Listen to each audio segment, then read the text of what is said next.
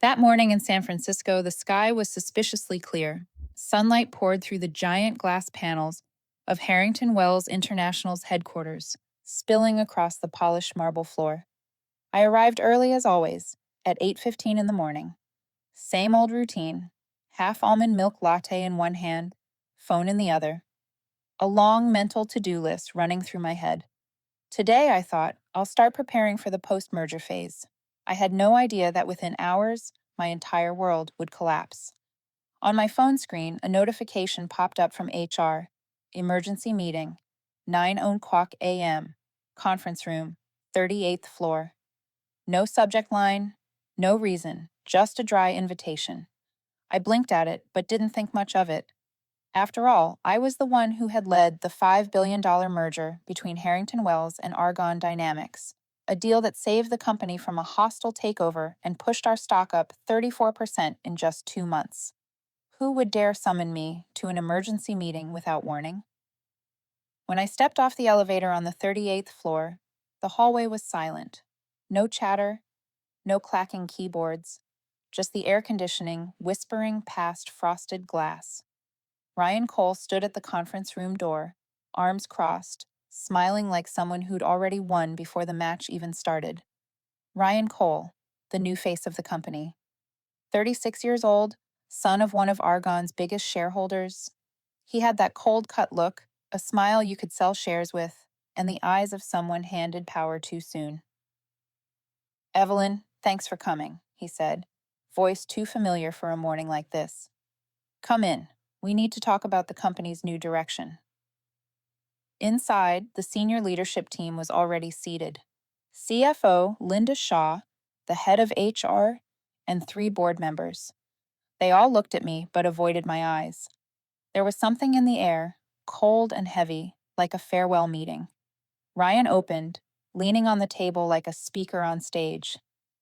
"Evelyn," he began, "first, I want to acknowledge your enormous contributions to the merger. But as you know, a new era demands new thinking. To ensure agility and long-term direction, we're implementing a strategic restructuring." I knew that phrase. I'd written it into dozens of presentations, a polite way of saying, we're about to fire someone. Still, I stayed quiet. "Specifically," Ryan continued, his voice steady, like he was reading a report, "we're terminating your employment, effective immediately. HR will assist with the transition. You may leave within the next 30 minutes. No explanation, no chance to respond, just cold eyes and the tick of the clock on the wall. I looked around the table. Linda Shaw, the colleague who'd worked alongside me for 15 years, kept her head down, gripping her pen tight. I could see she wanted to speak, but couldn't. And Ryan leaned back, smiling softly, the smile of a man who thinks the past can be erased, with one decision. "Strategic restructuring," I repeated slowly, my voice still calm. "Interesting. Do you already have the strategy or just the restructuring part?" He smirked. "My strategy, Evelyn, is to bring this company into the 21st century. And that starts with letting go of certain old legacies." "Old legacies?" I tilted my head. "You mean the $5 billion merger I just completed?" Silence filled the room. He didn't answer, only gestured for the 2 security staff waiting outside to step in. I rose from my chair. "No need, I know the way." I gathered a few small things into my bag, a silver fountain pen, an old notebook, and a USB drive. As I walked out, the entire open plan office seemed to hold its breath. All eyes followed me. Some people stood, some looked away. I caught the whisper, "She's been fired?" I passed through those stairs with my back straight and my face as calm as ice. On the marble floor, the sound of my heels echoed sharply and even, like I was walking onto my own stage. As I passed Ryan's office, I glanced through the clear glass. He was bent over the thick stack of papers on his desk, the merger contract I'd spent 18 months drafting. I recognized the thick spine, flagged with hundreds of colored tabs. In the middle of the pile, a pale blue tab stuck out, Section 12. I paused for a second, a faint smile on my lips. Maybe he hadn't read that part yet. When the elevator carried me down to the lobby, the steel panels reflected a different woman at me. Not a vice president of strategy, not a symbol of success, but someone just cut from the empire she'd built. Yet inside, I felt no collapse. I felt strangely at peace. Because I knew one thing: in the corporate world, real power doesn't sit in the chair. It lives in the fine print no one bothers to read. I stepped out of the building. The morning wind brushed my face, carrying San Francisco's familiar salty tang. The city still roared. Streetcars still clanged up the hills. People still hurried past each other, unaware that a life had just been erased on the 40th floor. I stopped and took a deep breath. The air felt cold and clear, like freedom itself for the first time. And maybe, somewhere out there, you've had a morning like this too, haven't you? A morning when you walked out of an office or a meeting or even a relationship, feeling like everything you built had just been wiped away. If you're hearing me tell this story on your commute, stuck in Los Angeles traffic, or sipping your coffee in Seattle, I want to ask you honestly, have you ever been forced to start over? I have, and believe me, it's not the end. It's only the opening line of a new chapter I haven't written yet. I don't remember how long I walked down Market Street that morning. The city blazed with sunlight, but inside me was a strange stillness. My phone kept buzzing. Messages from colleagues, a few predictable, "so sorry" texts, and a missed call from Linda Shaw. I turned it off. I needed silence. When I finally reached my apartment on the 27th floor overlooking the bay, my blazer still smelled of office perfume and tension. I set my bag down, opened the window, and let the air rush in. In my mind, Ryan's image was still sharp. That smug smile, the thick contract on his desk, and the pale blue tab sticking out from the middle. I brewed a cup of black tea, then sat at my desk. From the bottom drawer, I pulled out an old wooden box. Inside was the original merger contract between Harrington Wells and Argonne Dynamics, the version I kept after the signing. Over 3,000 pages marked with colored tabs. I flipped through them: finance, HR, intellectual property, tax provisions, until my hand stopped at one small label written in fine ink: Section 12, Subclause E. I smiled softly, still there. 3 months ago, during a negotiation that ran past 3 in the morning, I'd added that clause. No one noticed. Everyone just wanted the deal closed before the deadline. The lawyers from Argonne skimmed through and signed. Ryan, then merely the heir apparent, had no authority to touch the legal framework. The clause was titled the Continuity Integrity Clause. Sounds dry, doesn't it? But inside it lay what I called the insurance for the company's soul. Its contents were crystal clear. Within 12 months following the completion of the merger, any termination of employment involving a key member of the strategic integration team, including the vice president of strategy, shall be deemed termination without cause. In such cases, the entire deferred shareholder payout, valued at $350 million, shall be nullified and redirected into the Harrington Wells International Employee Pension and Performance Bonus Fund. I didn't write it to protect myself. I wrote it to keep a promise. 3 years ago, when Harold Wells, the founder, was still in charge, he once told me one evening on the rooftop of the old building, "Evelyn, never let people like Ryan Cole hold absolute power. They'll cut out the company's heart just to polish the balance sheet." I laughed back then, thinking he was being cynical. But now, watching how things had unfolded, I realized his words were prophecy. And that clause was my answer to him, a legal shield against greed. I carefully flipped through the pages again. Ryan's signature still rested at the end of the document, right beside mine in the boards. He had signed it without reading, like so many who believe power shields them from consequences. Outside, car horns echoed. In the soft amber light spilling across the room, the contract seemed to glow. I closed my eyes, remembering.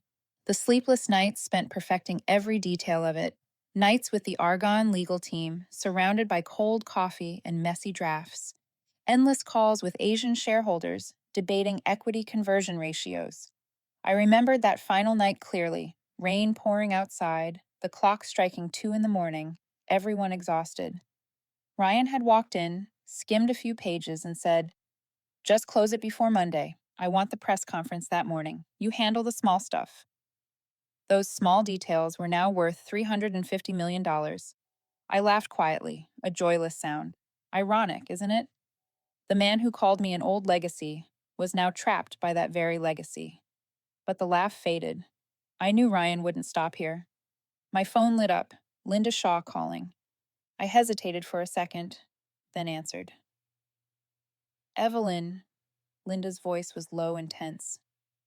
You need to hear this. Ryan just called an emergency meeting with finance. He's ordering a $350 million payout to the Cole family shareholders this week. I stayed silent for a moment. I could hear her heavy breathing on the other end. You still have the original contract, right? She asked. Of course, I said, and he hasn't made it to page 2145 yet. Linda let out a weary laugh. You always had a contingency, but he won't take it quietly. He's backed by Argonne. If he feels cornered, he'll strike. I stood and looked out the window. The city below shimmered with light. Then let him try, I said. He doesn't realize whose board he's playing on. After the call ended, I sat in the dark for a long time. I didn't feel fear, only clarity. The game had begun, and if he wanted the money, he'd have to read the fine print he signed himself. I ran my fingers over the contract's cover, the cold texture of heavy paper and ink calming me. A strange thought crossed my mind, how losing my job that morning had made me sharper than ever. Outside, San Francisco was turning gold and orange. The high-rises glowed like giant mirrors, reflecting human arrogance. And if you're still listening, maybe you've seen it too. Someone thinking they can erase your work with a decision, a stamp, or a signature.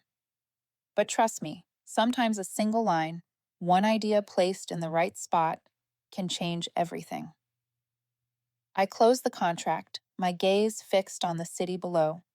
The war hadn't officially begun, but in my mind, the board was already set. 3 days later, Linda called again. Her voice was low and rushed, like she was speaking from a locked room. Evelyn, he's actually doing it. Ryan ordered finance to prepare a $350 million transfer to the Cole family shareholders. He said it's a family commitment that must be honored. I tried to stall by citing the audit process, but he got furious, slammed his hand on the table. I put the call on speaker and set the phone on my desk. Did he mention Section 12? No, I don't think he's read that far yet, but he just called Argonne's legal team to review all payout clauses. They might find it. I looked toward the window. Rain streaked down the glass, the drops tracing the outline of a chessboard. Good, I said. Let them find it. Once they read it, they'll realize they've just flipped the switch themselves. Linda sighed. You're always 3 steps ahead of everyone. Not ahead, I said quietly. I just learned to prepare for the day no one else believes will come. I hung up. I wasn't afraid anymore. What I felt was closer to anticipation, like a chess player waiting for the opponent's first wrong move. That afternoon, I sat at my old cafe near the Embarcadero. The wide glass window faced the bay. Steam from my cappuccino curled into the gray light. I opened my laptop and logged into the company's internal archive. My temporary access was still active.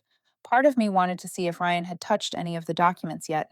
And just as I expected, the system log read, User R. Cole, file accessed, merger agreement, final PDF, page 2145. I laughed out loud. He'd found it.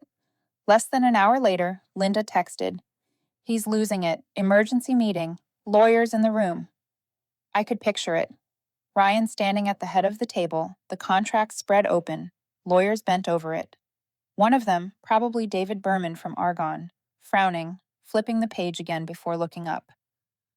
Mr. Cole, the lawyer must have said, if this clause is valid, terminating Ms. Carter automatically nullifies the shareholder payout. The entire sum redirects to the employee pension fund. There's no reversal unless she's reinstated within the first 12 months. I could almost see Ryan's face at that moment, a mix of disbelief, anger, and humiliation. Around 5 p.m., my phone rang. Unknown number. I answered. Evelyn Carter? Yes. This is Grant Michaels, legal counsel for Argonne Dynamics. We need clarification on a few points in the merger agreement you drafted. I took a slow sip of coffee. I'm no longer employed at Harrington Wells, Mr. Michaels. You should talk to your CEO. Mr. Cole asked me to work directly with you. The clause you inserted. I didn't insert anything, I interrupted, calm but firm. Everything was approved by both boards. You'll find the signatures on page 3206. There was a pause on the line. Do you realize this has frozen the payout process? He asked. I do, I said. That's exactly what it was designed to do. It's called the Continuity Integrity Clause, Mr. Michaels. Not an accident. I heard a sharp breath, then the rustle of papers. The call ended quickly. Later that evening, while I was making a simple dinner, the phone rang again. This time it was Linda. Evelyn, you won't believe this, she said fast. Ryan just threw his coffee mug at the wall. He said he'll neutralize that clause no matter what it takes. He just hired a private legal team, Weston and Blake. I set the knife down. Weston and Blake? He's serious then. He told everyone in the meeting, and I quote, "There's no one in this company smarter than me. I'll make her regret playing legal games with me." I stayed quiet for a moment, then said, my voice steady as steel, "Regret is for people who aren't prepared, Linda, and I'm never unprepared." After I hung up, I sat alone in the quiet kitchen, the warm light glinting off the countertop. Ryan had revealed his true self. He didn't just want the money, he wanted to win, to erase me like an outdated memory. And that, I thought, would be his downfall.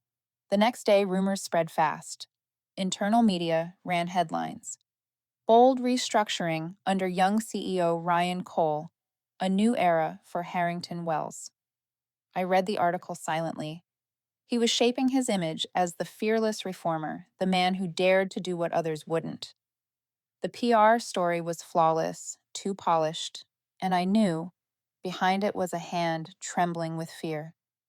That afternoon, I called Linda back. What's his next move? He's meeting with Weston and Blake. They're exploring ways to prove your termination was for cause, so they can salvage the payout. I laughed. If he wants to prove that, he'll have to bring every internal document into court. And when he does, everyone will see he never read the contract before signing. Linda chuckled softly, still nervous. You're really not afraid, are you? I don't fear men like Ryan, I said. I just respect consequences. After the call, I opened my laptop and added a few notes to a personal file named Project Mirror, a backup archive of every email, draft, and meeting memo tied to the deal. If Ryan wanted to play legal chess, I'd play too, but on a board where the law stood on my side. Before shutting down, I paused and looked out the window. The city was wrapped in fog, Bay Bridge lights glittering like shards of glass scattered across the water. If you're hearing this now, maybe you're out there somewhere, driving through the rain or waiting for a subway in New York. I wonder, have you ever met someone like Ryan? Someone so confident they don't even read what they sign, convinced that power will save them from their own mistakes? If you have, remember this. Arrogance is the most dangerous blind spot, and it's in that darkness where people like me, the ones pushed aside, find our light. That night, as I went to bed, my mind wouldn't rest. In my dream, I was back in the 38th floor conference room where Ryan once declared his strategic restructuring. Only this time, he was sitting alone, the contract open before him on page 2145. I said nothing. I just stood there, smiling, because I knew, from the moment he read the first line of that clause, the war had officially begun. The next morning, the fog over San Francisco was so thick it swallowed the skyline. The city felt like it was holding its breath. I knew what that meant. Ryan had begun his counterattack. Linda called me at 8. Her voice was low and hurried, like she was whispering inside an office. Evelyn, he just signed with Weston and Blake. They've been hired to handle what he calls the legal legacy of the merger deal. I let out a quiet laugh. So I'm the legacy he wants to erase. Is that it? She hesitated before speaking again. You don't know the worst part yet. He's told the comms team to leak that you manipulated consulting budgets during the Argonne negotiations. He's trying to paint you as corrupt. I leaned back in my chair, my voice steady and calm. then it's war. But Linda, he's forgetting one thing. I wrote the internal audit protocol he's about to tamper with. While I sat in my quiet apartment, Ryan Cole was on the 38th floor, in the main boardroom of Harrington Wells. He stood before the wide glass window overlooking the city, its reflection slicing across a face twisted with anger. "She thinks she's smarter than me," he said darkly. "I'll show her what real power looks like." Across from him sat Brian Wells, grandson of the late chairman, a young board member, easy to sway with promises. "Brian," Ryan said slowly, "I need your support at the next board meeting. We'll show that Evelyn Carter overstepped during the merger negotiations. Just plant a seed of doubt, and the board will side with me." Brian hesitated. "Are you sure? She did a lot for this company." Ryan gave a thin smile. "In business, loyalty only matters when it pays. Otherwise, it's a liability." 2 days later, a small article appeared on an obscure financial site. The headline was short but deadly. "Internal source alleges former vice president of Harrington Wells misused consulting funds." No evidence, just vague quotes. But in finance, a rumor is enough to ruin. The story spread fast. Within hours, messages flooded in, colleagues, contacts, even journalists. "Evelyn, what happened?" I didn't answer. Silence was a strategy. Ryan wanted me to react, to defend myself, to give him ammunition. But I'd learned the opposite. Sometimes the best counterattack is to let your enemy take the first wrong step. I sat at my small desk, opened my laptop, and pulled up my private archive, a vault of 15 years of data. Every contract, memo, and record was there. I began sorting, aligning everything into a timeline. I needed to find the link between Ryan Cole and Argonne Dynamics. Something told me it existed, and if it did, I'd uncover it. By the 5th day, the bank notified me that my account had been temporarily frozen for internal review. I wasn't surprised. It was Ryan's next move. I leaned back and closed my eyes, then laughed softly. When someone pushes too far, they start exposing their own weaknesses. I opened my contacts and called Alan Pierce, an old friend and one of the best M&A attorneys in New York. "Alan, I need your help," I said. His calm, steady voice came through. "Who'd you piss off this time, Evelyn?" "I didn't piss anyone off. I just wrote a clause that cost a young CEO $350 million. He chuckled. "Got it. Tell me everything." So I did. Every detail, every move Ryan had made, from hiring Weston and Blake to planting corruption rumors. Alan listened in silence, scribbling notes. When I finished, he said, "We won't hit back head on. Just give him enough rope and let him hang himself." "You always make it sound so simple," I said, half laughing. "It's not simple," he replied. "It's chess." And he just opened with a losing move. Alan told me to gather proof that Ryan had prior knowledge of Section 12 before he signed. If he was informed, or even present in a single meeting about that clause, we win. I followed his advice. In thousands of files, I remembered a string of emails from the final night of negotiation, the one that ran past 3 in the morning. I had sent the last update of the clause to the entire Argonne legal team and to Ryan Cole, then acting as the partner liaison. I opened the backup and read carefully. The message said, "I've finalized revisions to Section 12, Strategic Continuity. This version includes the protection clause for key integration members during the first 12 months. Please confirm you've reviewed it." And right there, among the recipients, was Ryan Cole. He had received it. He knew. He'd even replied with a short line, "Reviewed. No issues." I leaned back, staring at the ceiling. That was it, the bullet I needed. Not just proof he knew, but proof he'd deliberately ignored it. I called Alan that night. "I found it," I said, calm but shaking with adrenaline. "The signing night email, his replies right there." "Perfect," Alan said without hesitation. "Send it over. Tomorrow I'll prepare a legal memo for Harrington Wells's audit committee." While Alan and I compiled the evidence, Ryan made his grand appearance on CNBC. I watched over breakfast as he sat beneath the company logo, talking about innovation, transparency, and bold leadership. His voice was smooth, his smile confident, as if he already owned the world. I didn't feel angry, I felt pity. Because while he bragged about the bright future ahead, Alan and I had already filed the first report with proof that he had been notified of Section 12, acknowledged it, and still violated it knowingly. I closed my laptop and took a deep breath. Outside, the city was still blanketed in fog, but I could see a faint glimmer of light cutting through it. If you're hearing this, maybe you've met someone like Ryan Cole, a person who believes a loud voice and a shiny business card can erase the truth. But truth has its own way of surviving, and sometimes it's written by the very hand they once underestimated. That night, I sat by the window, watching small boats drift across the bay, their lights shimmering on the water. The city didn't sleep, and neither did I. In the darkness, I realized something. I wasn't the woman who'd lost her job anymore. I was the one holding the truth, and the truth was about to speak. The next morning, I woke earlier than usual. The San Francisco sky was a pale gray, streaks of fog sliding through the glass like thin fingers. I stood by the window, took my first sip of coffee, and knew today was the day the investigation began. My phone rang at exactly 8. Alan Pierce. His voice was low, steady, the kind that sounded like it had been awake for hours.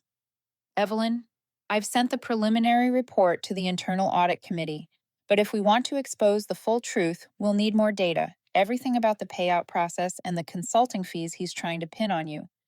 We need to show not just that he knew about the clause, but that he's hiding something bigger. I understood immediately. Ryan wasn't just greedy, he was reckless, and recklessness always leaves a trail. I started at the simplest point, Harrington Wells's internal archive. Even after being terminated, my temporary access was still active for a few more days. The HR account closure process hadn't finished. I opened my laptop, logged into the old security system, and with every line of code I entered, my pulse quickened. In the folder labeled Financial Consulting Q2, dozens of cost reports sat neatly arranged. Most looked legitimate, except for one file with an odd title, Payment Adjustments, Special Review. I opened it. The first line made my stomach drop. A hidden expense of $18 million listed under special consulting services routed through a chain of shell companies. No clear recipient.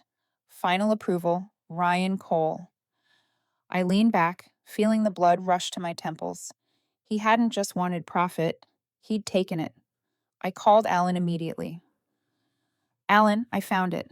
An $18 million payment was buried through 4 subsidiaries. Final signature, his. He paused. You're certain? We need to verify before we move. I'm certain. His digital signature's right there. A beat of silence. Then Alan said, If that's true, this changes everything. This isn't a corporate dispute anymore, Evelyn. It's financial fraud. By noon, we were on a video call. Alan sat in his New York office, mountains of files behind him. His tone was sharp, deliberate. We'll handle this the right way, not for revenge, but so the law speaks for itself. I'll contact Margaret Ellis, the board's independent financial oversight member. She's clashed with Ryan before. If she sees the evidence, she'll trigger a special audit. I nodded. I remember her, the woman who never traded ethics for convenience. Exactly, he said. And you? Keep digging through your old correspondence. Anything tied to Section 12 or side payments. The more detailed, the better. I agreed. From then on, I lived like a detective in my own apartment. Each night, only the blue glow of the monitor, rows of data, and the rhythmic tap of keys kept me company. I retraced every step, emails, meeting notes, Ryan's, travel logs. Then, buried in an internal memo, I found something small but devastating. A message Ryan had sent to the legal department 2 months earlier. Ensure that the Employee Continuity Clause, Section 12, does not affect the payout process for Cole family shareholders. Adjust if necessary before notarization. I read it again and again, each word cut like a blade. He knew. He tried to change it, but he didn't make it in time. I snapped a screenshot and sent it to Alan.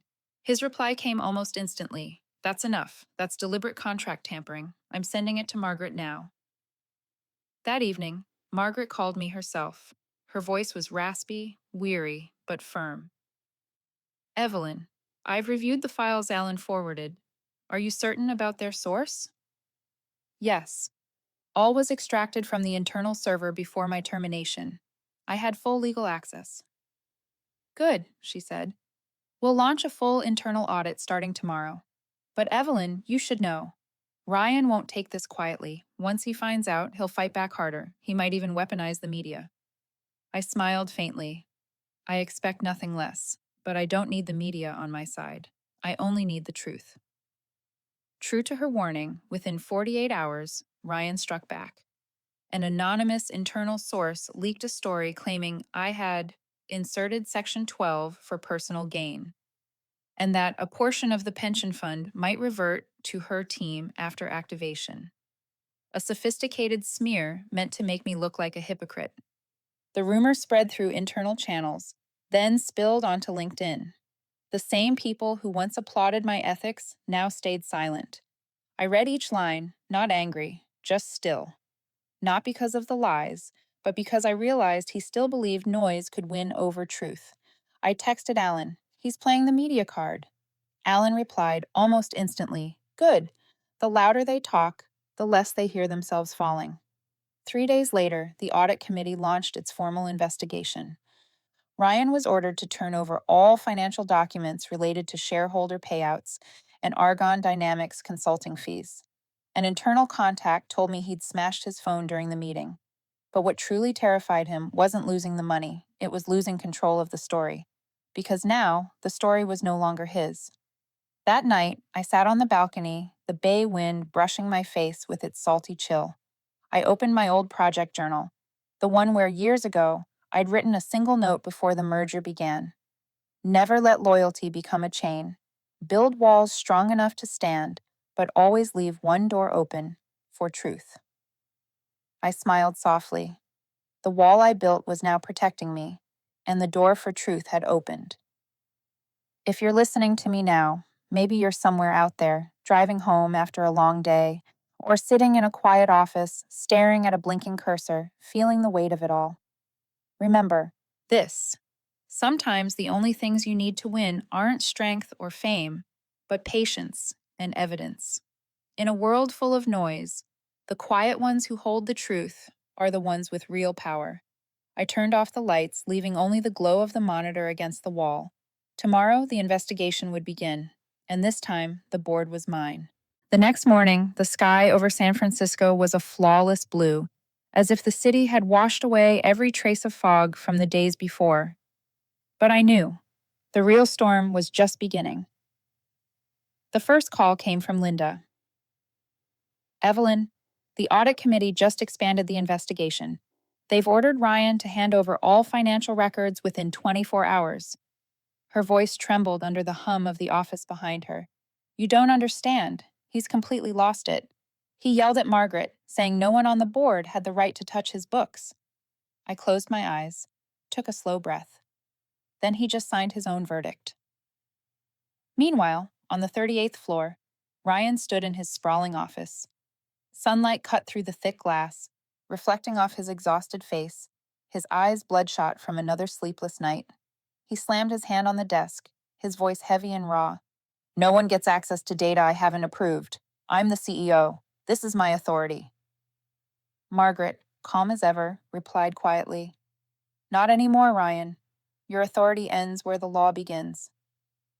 The room fell silent. People looked at him, not as a leader anymore, but as a man clinging to a collapsing throne. Ryan drew in a shaky breath and muttered, almost to himself, "Fine. If they want war, I'll show them what war looks like." The leak came faster than anyone could stop it. That morning, the Wall Street Journal broke the first headline. Harrington Wells Audit Committee launches internal investigation into CEO Ryan Cole, alleged irregularities in 5x merger consulting fees. Within hours, Bloomberg and Reuters followed. Harrington Wells stock dropped 12% before noon. I sat in a small cafe, watching the ticker crawl across the screen. No satisfaction, no gloating, just a cold, quiet stillness. Everything I'd predicted was unfolding, but victory didn't feel like triumph. Alan called. His tone was steady, composed. "The news is out. They've been trying to reach him, but he's gone dark. Half the board has called for an emergency session. You know what that means, right?" "I know," I said softly. "He's about to be isolated." That afternoon, Linda sent me an audio file, a recording from Ryan's closed meeting with his lawyers. I put it on speaker and listened. Ryan's voice, tense and desperate. "We need to control the narrative. Issue a statement. Say Section 12 was drafted incorrectly. Blame Evelyn for misreporting it. If necessary, forge the evidence." Another voice objected, sharp. "Mr. Cole, that would be illegal." Then a loud thud on the table. "Then make it look legal." I stopped the recording. My pulse raced, but my eyes were cold. There was no doubt left. He was willing to burn everything to save himself. I forwarded the file to Alan. His reply came in one line. "I'm sending this to the board. Sit tight. The animal just walked into the trap." 2 days later, the story exploded. A copy of the recording leaked publicly, and the entire corporate world heard Ryan Cole's voice admitting his intent to falsify records. By Monday morning, every financial network was running the story live. Across office lobbies, his face filled the screens, tense, pale, eyes hollow. The headline read, "From Rising Star to Scandal's Center, What's Next for Ryan Cole?" I stood among the crowd at Union Square, watching in silence. No anger, no pain, just the emptiness that follows a storm. A middle-aged man beside me shook his head at the screen. Such a shame. He had everything: power, money, opportunity. But greed always wants more. I looked at him and said quietly, "And it always wants it faster than justice." That afternoon, Margaret Ellis called. Her voice was firm, but no longer distant. "Evelyn, we've reviewed everything: the recording, the emails, the expense reports. There's no doubt. He acted with intent." "What happens next?" I asked. "Tomorrow, the board convenes for a formal session. You'll be invited to testify, as the author of Section 12. I smiled faintly. "Thank you, Margaret." She hesitated, then added, her tone softer, warmer. "Evelyn, I know this stopped being personal for you a long time. But I'll say this: Wells would be proud to have had someone like you." When the call ended, I sat there for a long time. Her words filled my chest with a quiet warmth, a feeling I hadn't known since the day I walked out of that building. The night before the hearing, I barely slept. Not out of fear, but because I kept remembering everything. The late-night meetings, the contracts built on loyalty and sweat, the times I defended those labeled expendable. And Harold Wells's words echoed in my mind. "When power falls into undisciplined hands, let the law be the last anchor." Tomorrow, that anchor would drag the ship back to the surface.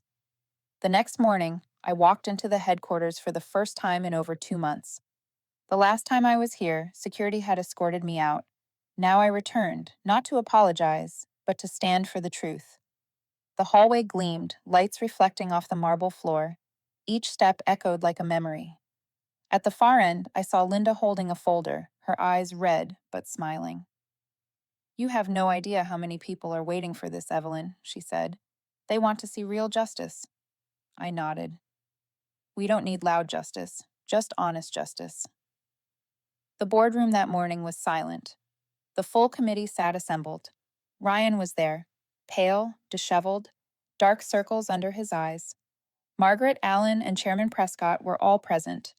I was called to speak first. I recounted everything calmly, step by step: how I wrote Section 12, how I sent the revisions, how Ryan confirmed he'd read it. I blamed no one. I simply told the truth, with the composure of someone who had nothing left to lose. When I finished, the room was still. Then, Chairman Prescott said, "Thank you, Ms. Carter. Your clarity is exactly what this company has been missing." He turned to Ryan. "Mr. Cole, do you have anything to add?" Ryan glanced around the table, his eyes hollow. He tried to speak, his voice breaking. I Did what I thought was best for the shareholders. Prescott's reply was calm but heavy. You're mistaken, Ryan. Shareholders don't need a king. They need someone who keeps his word. No one spoke again. In that silence, I knew it was over. By late afternoon, the announcement was official. The Harrington Wells Board terminates CEO Ryan Cole, refers case to federal authorities. The media erupted. Cameras, headlines, speculation everywhere. But amid all the noise, I said nothing. I simply watched the sunset through the window, the sky glowing gold, as if the city itself was finally exhaling. If you're hearing me now, maybe you've seen it too, a powerful person brought down. Maybe you've thought justice comes too late, but trust me, once truth begins to speak, no one can silence it. Because sometimes justice doesn't sound like a gavel, it arrives quietly in a single clause, written by the one who refused to look away. The news spread within hours. Ryan Cole was officially dismissed from his position as CEO of Harrington Wells International, and the case was immediately handed over to federal financial investigators.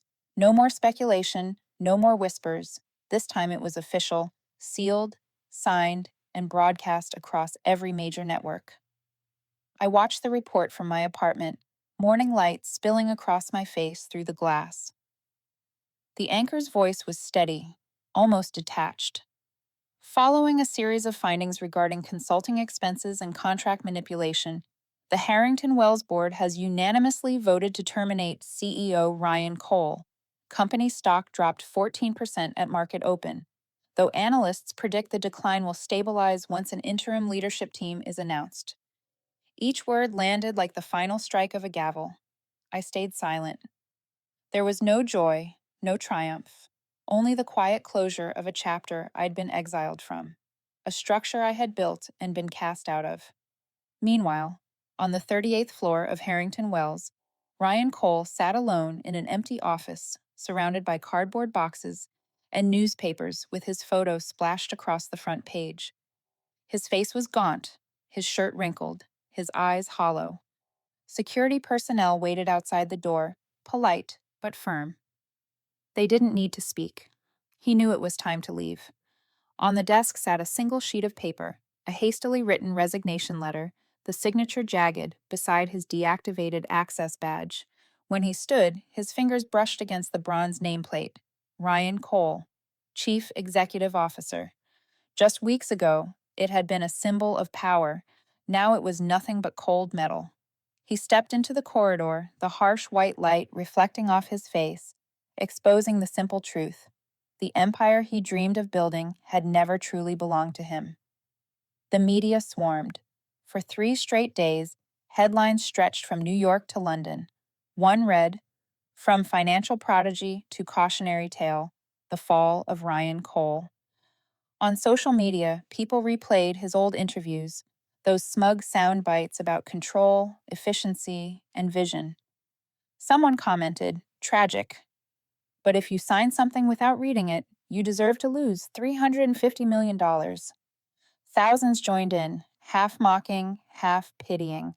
But to me, none of it mattered anymore. I had learned that real victory doesn't come from watching your enemy fall. Victory is standing in the wreckage and realizing you've kept your integrity intact after the world tried to take it from you. On the 3rd afternoon after the story broke, Margaret Ellis called. "Evelyn," she said, her voice composed, but warmer than I'd ever heard it. "The board has reached a decision. They want you back." I smiled faintly. In what capacity? For now, senior strategic advisor, but possibly more. I went quiet. In my mind, I saw the old office, my team, and the late nights spent holding the merger together. Then I asked, "If I come back, what's the first thing they need?" "Trust," Margaret said simply. "And you're the only one who can bring it back." That evening, I stepped outside. The city glowed as always, but it felt lighter, like it too was exhaling. I walked along the pier, watching the ferries drift slowly across the bay. The sound of the waves against the hulls felt like deep, measured breaths after a storm. My phone buzzed. A message from Alan. It's done. Cole left the building this morning. The SEC is opening a financial fraud investigation. You won, Evelyn. I read the message a few times, then typed back. No one won, Alan. Justice just found its way home. He replied almost instantly, and sometimes, justice needs someone to guide it there. The next morning, I walked into Harrington Wells headquarters. The guards nodded as I passed. There was something new in their eyes. Respect, maybe. Inside, sunlight poured through the glass atrium. People paused when they saw me, and then someone started clapping. One person, then another, until the sound filled the hall. Soft, sincere applause. I smiled, nodding slightly. We've got work to do, I said quietly. The clapping faded, but their eyes stayed bright. That afternoon's board meeting felt different. No shouting, no fear. Chairman Prescott opened with a calm voice. This company has lost much, he said, but there's something more valuable than money, honor, and we know who preserved it. He turned to me, a small smile forming. We'd like you to lead the strategy division again, not just to repair, but to redefine who we are. I nodded. I'll do it, but only if we change how we think. No more us and them. No more fear culture. From now on, everyone here must be seen as part of this company's value, not its cost. Margaret smiled. You just said what I've waited 10 years to hear. Meanwhile, across the country, Ryan Cole slipped out of a Manhattan hotel, dodging reporters gathered outside. No private car, no entourage. He wore a cap and sunglasses, walking briskly through the crowd. Someone recognized him. Phone raised for a picture. A journalist shouted, Ryan, anything to say about Section 12? He stopped for half a second, his eyes empty. Then he muttered, barely audible, I should have read it. And he disappeared into the crowd. That night, I stood by the window of my new office, watching the lights shimmer across the bay. The wind carried the salt of the ocean, cool and clean. The city moved on, alive, restless, forgiving. I pulled an old ID card from my pocket, my former badge, Vice President of Corporate Strategy. I placed it on the desk beside the 3,000-page merger contract I once wrote. Everything began here. One careless signature, one small clause, one big promise. If you're still listening to me now, you might think this is the end, but it's not. Not yet. Because in this world, collapse is only the prelude to rebirth. And sometimes the only thing standing between destruction and hope is one person brave enough to say no. 3 days after Ryan Cole's dismissal, the Harrington Wells Board announced its interim appointment. Evelyn Carter, Interim Chief Executive Officer. The statement went out on a Monday morning, accompanied by a single line from Chairman William Prescott. The one who built the fortress is the only one who truly understands how to protect it. Just one sentence, but it carried farther than any speech ever could. I read the announcement in the office that used to be Ryan's. Morning sunlight poured through the glass wall, casting my reflection against it. What I saw wasn't the image of a victor or a woman avenged. It was someone handed a heavier responsibility than any before, to restore the soul of a wounded empire. My first day back felt different. People no longer hid behind polite greetings. They whispered, nodded, and in their eyes I saw something raw, trust, laced with fragile hope. Those who once avoided my gaze now stood when I walked by. Not because I was CEO, but because they remembered I had once been one of them. When I entered the main boardroom, the directors were already waiting. Margaret Ellis sat at the head of the table, calm and sharp as ever. She smiled, a rare, genuine smile. Welcome home, Evelyn. Thank you, I said. But home still needs a little fixing. Soft laughter rippled through the room. That sound, quiet but real, was the first sign of life returning to a place once suffocated by fear and arrogance. I started with the smallest thing, meeting each team, one by one. Not to interrogate, but to listen. In a small conference room, the engineering group presented a project that had been frozen since Ryan's tenure. One young developer spoke softly. We tried to pitch our platform upgrade, but he said not to waste time on things that didn't make instant profit. I asked, and if I told you to start again, what would you need? He looked up, eyes bright. Just the belief that our work won't be thrown away this time. I nodded. Then start today. One sentence, but it spread through the building like a quiet spark. For 2 weeks, I didn't sign a single contract or make a press statement. I just listened. Because when a company loses its direction, what it needs first isn't restructuring, it's resurrection of trust. On the 15th day, I called for a company wide meeting. The auditorium was filled. The lights dimmed until only I stood on stage holding a microphone. No notes, no slides, just truth. I scanned the room and began. 3 months ago, I walked out of this building carrying an empty box. Today, I return not with power, but with responsibility. The room fell silent. We've lived through a costly lesson. A $5 billion merger nearly collapsed, not because of bad strategy, but because of arrogance. But Harrington Wells was never built on numbers. It was built on people, on all of you who stayed, who kept working even when your faith was tested. I paused, then said clearly, "So let me make this very clear. We won't chase speed, we'll chase value. We won't move fast, we'll move right." Applause rose, first from the younger staff, then from every corner of the room. I caught the glint of tears in Margaret's eyes. After that, the change became tangible. Finance was reorganized, no more shadowed transactions.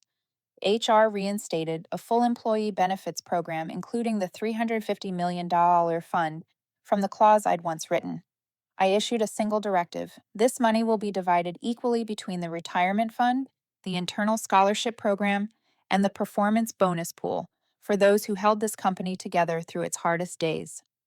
The media called it the most inspiring corporate revival of the decade. But to me, it wasn't inspiring. It was simply a promise kept. One evening, long after the lights on the floor had gone dark, Margaret came in carrying 2 cups of coffee. She sat beside me quietly for a while, then said, "I used to think this company would never recover, but you proved me wrong." I smiled. "Not me, Margaret. Us. I just reminded everyone how strong they already were." She nodded, gazing out the window. "Will you stay long?" I thought for a moment. "I don't know. But I'll stay until this company can stand on its own, even if I'm not here to see it." She looked at me, smiling with quiet understanding. "You sound like Harold Wells." I said softly, "I'm only continuing his legacy, loyalty to the right values." Late that night, I stepped out onto the balcony. The city glimmered beneath me, the wind from the bay cool but gentle. In the distance, the Golden Gate Bridge arched across the horizon, shining like a signature written across the sky. I whispered to myself, every contract, every signature, every clause tells a story, not of power, but of trust, and only those who write with heart are strong enough to protect it. If you're listening to me now, maybe you're on your way home after a long day, or sitting at your desk, wondering if your efforts will ever be seen. Believe me, people can strip away your title, your position, even your reputation. But the one thing they can never touch is the integrity with which you live and work. I took a deep breath and turned back inside. On my desk lay the same 3,000-page contract and the silver pen beside it. I opened to the final page and wrote one last line in the margin. "When justice is written with intellect and honesty, it can never be erased." And I signed my name, Evelyn Carter, not as the one who was fired, not as the one who won, but as the one who began again.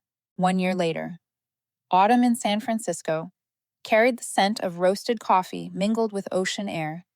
The city was still loud, still restless, but there was a calmness within the noise, as if last year's storm had faded into a distant memory. Harrington Wells had been reborn. From scandal to symbol, the company became a model of transparency and humanity.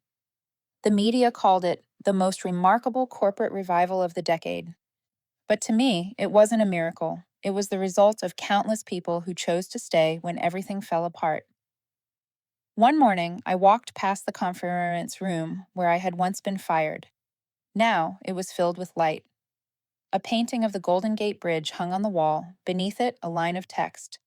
What's built to last isn't made of steel, but of trust. I smiled. Linda approached quietly.